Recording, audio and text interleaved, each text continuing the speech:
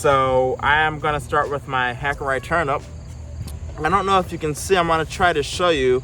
The seeds are quite small, so I like to first move a little soil out of the way. These are not something that has to be seeded deeply. Just sprinkling these in the bag, and they're so hard to see, so they might not show up on the camera, but you'll still get the gist of it. And basically, I'm just trying to make sure I get a nice one layer. I don't know if you can see, but I definitely did not do deep at all. So I'm just done with my sprinkling here. And because your bag is small, you don't need a whole lot of seed. So with the seed that we'll include giving to you, just make sure that you know you don't need to use it all. Okay, save it for later. So I'm putting my seed back in my pouch. See, because I didn't need it all. All right, now I'm gonna mark that area off so that I make sure I don't seed that again. And then I'm gonna start with my Bravo variety of the radish.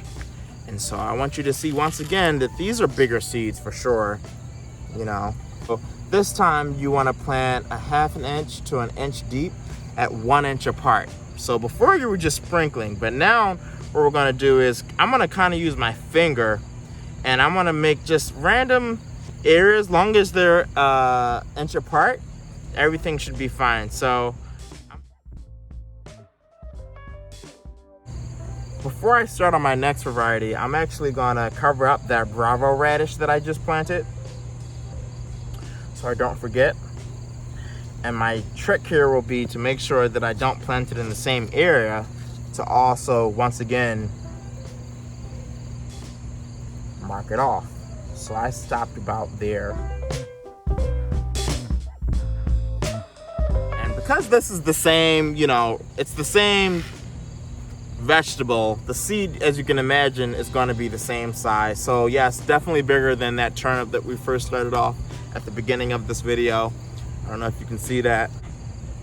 Make my divots, once again, a 1/2 inch to 1 inch deep. You don't need any special tools.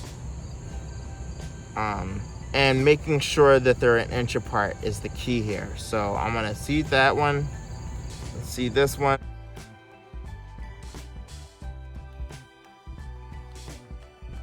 And I'm gonna cover them up. I'm gonna grab my water and I'm gonna water it. And then we're gonna wait and just see some sprouting in 4 to 5 days.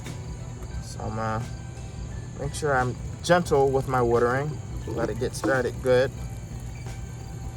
Get that watered nicely. Now it doesn't have to be overwatered, so make sure you're careful not to overwater.